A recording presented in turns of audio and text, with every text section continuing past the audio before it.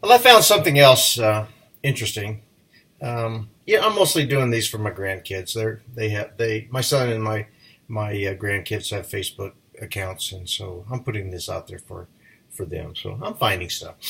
But when I was a kid, I'm talking about a wee lad when I was probably 5, 6, 7 years old, and my dad, when it was my dad's turn to entertain us, maybe mom was doing something.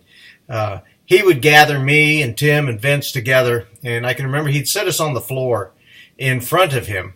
And as kids, we had these little nursery music books, that had Mary Had a Little Lamb and London Bridges and Hot Cross Buns and whatever else kids sing. And we'd flip through these pages and tell my dad to entertain us.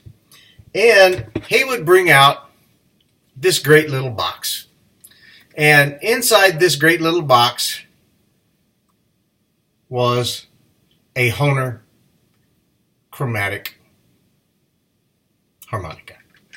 For a military guy, it wasn't uncommon, to have a harmonica. Back in the late 40s and 50s, harmonica bands were all the craze.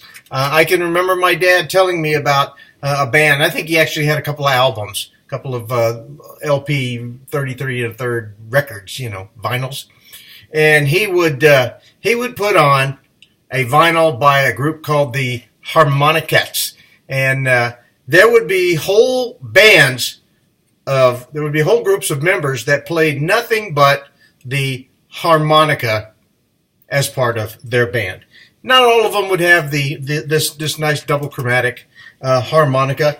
Some of them would have some of these smaller ones, which I later bought in life just to play with. Occasionally, it's kind of neat to have one of these. This one says Marine Band, and it's your standard Christmas tree stocking stuffer Marine Band in C that every kid probably that ever picked up the harmonica started off on was the Marine Band harmonica in C. And then later, I decided I wanted something that challenged me a little more, and I bought a Hohner 20 Special. Actually, it was given to me as a gift, another one of those things. And so I have this Hohner Special 20. And you can get these in every tuning you can imagine. But the good harmonica player knows that there are ways of taking one harmonica and making it cover more than one scale. And so they would they knew how to bend these across different things. Of course, if you had a G and a C, typically you would see these guys, and they would take these and they would double them up, and they'd be able to roll these and play. And depending on where they needed to be in the chromatic scale, they could make two of these happen for them and play across a scale. So that was kind of neat.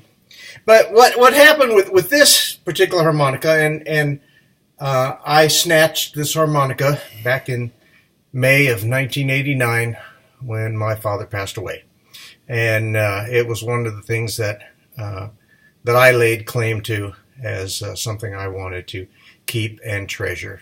And again, it's another one of those things when it's my turn to push up daisies, I've got to find one of my grandkids or somebody that is close that I can impart this to.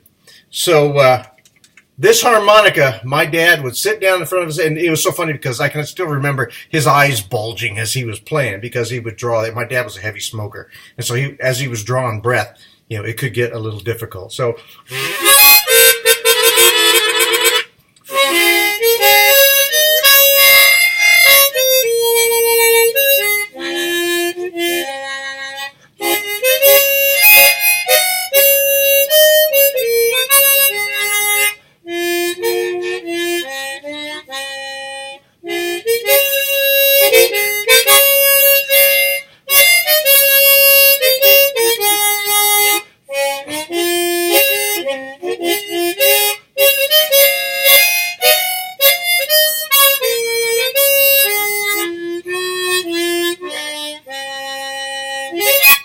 it needs some work. I mean, it hadn't been played in almost 30 years, really, probably longer than that, and it needs some work on it. But again, it's another one of those beautiful reminders of my childhood. And it's funny because I told my brother Vincent about that I had it, and he said, I wondered who had that. And he goes, are there still pencil marks inside the case? And I guess I never paid any attention to them. And I asked him, I said, well, yeah, there are.